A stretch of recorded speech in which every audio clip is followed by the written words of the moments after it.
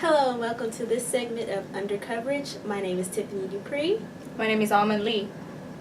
And we are here with Maya Carter. Hi.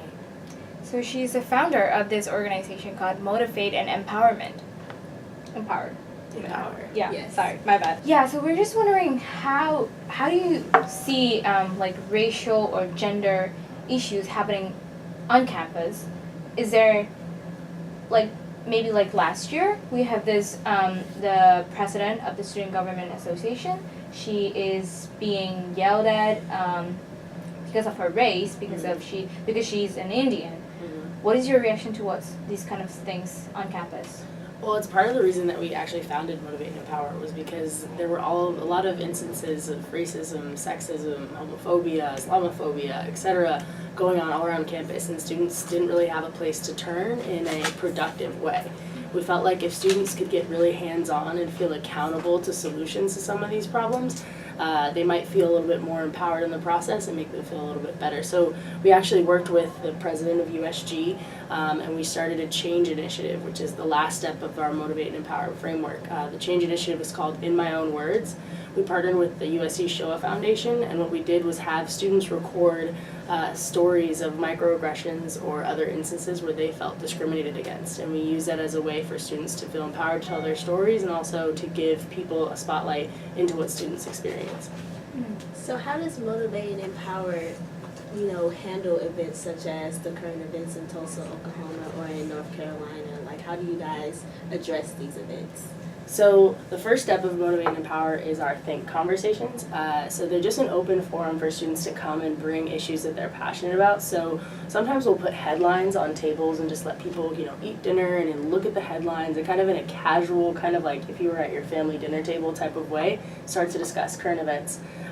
So the last Think conversation we brought up issues that have happened at USC, whether it be the LAPD incident with the party where, students were hit and also arrested, and then other current events. In terms of Tulsa, Oklahoma, we'll be hosting one next week, and obviously that'll be one of the prominent headlines.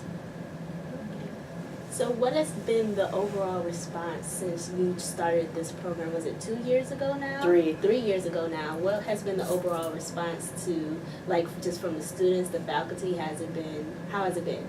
It's been really interesting. It's been fun for me as a global business student to study how people of different races, genders, etc. figure out how to use their own experiences within Motivate and Empower. It's been a really educational experience for me.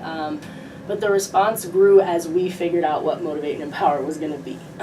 We were just pitching this idea where people could come together no matter who they are and bond and think and process and try to make solutions. And once we started outlining that more clearly, the response got better and better. So now we're about 400 students at USC, and we spread to 8 colleges across the country, but at very, very small scale. So my dream/goal is to continue rolling those out in ways that create a community of people who are not only talking to each other, but listening and actively trying to create solutions. But while your organizations are doing stuff like this, how do you feel like the student newspaper here kind of report and handle race and gender issue on campus or in general? I think they do a pretty good job. I think the Daily Trojan is a fun way for students to learn about, how to spread news, and I think they cover what they see. There's a lot of little things that, students do that it's hard to track, but yeah, I think they do a pretty good job. Do you think they do a fair reporting on gender or race, particularly gender and race issue? How about female?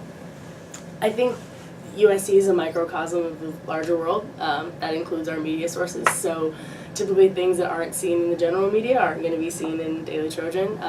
But so that includes a lot of issues that women have to deal with, that people of color, that people of low socioeconomic status, different sexualities. I mean, any space where you're othered or you're in a different non-mainstream space, or you're an underrepresented community, or you don't have resources, the media typically doesn't portray that on this grand scale. People like you are trying to change that, which is why this is an exciting interview for me. But I think the Daily Trojan is a microcosm of that, and there's other blogs that students do that are great, that you can see some of those smaller things. But for what it's there for, and I'm not a journalist, so I think they do a pretty good job. So do you think that since the Daily Trojan is basically representative of all, well, supposed to represent all the students here, do you feel like they should be doing a better job to get those smaller stories that, you know, might not always be the mainstream big headline stories? I think so, but it's hard. I think it's a two-way street. I think with Motivate and Empower, what we try to do is tell people that, like, yes, your issues are important, but you have to make people know that they're important. You know, sitting and being upset that no one's listening is one thing, but like making someone listen is another. And there are reasons that people don't listen, and we're aware of those, but like you have to keep pushing, you have to keep trying. You can't just say they're not going to listen, let me not try. So I think it's twofold, two-way street. The students need to tell the Daily Trojan what their issues are, and the Daily Trojan needs to listen.